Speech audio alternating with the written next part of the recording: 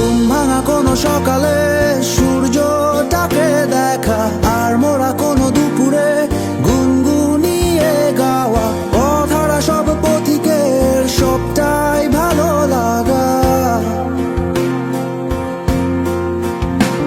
আর জানালার ওই কাছটায় থমকে থাকা বৃষ্টি, অলিখিত সব কবিতায় আটকে থাকা সৃষ্টি।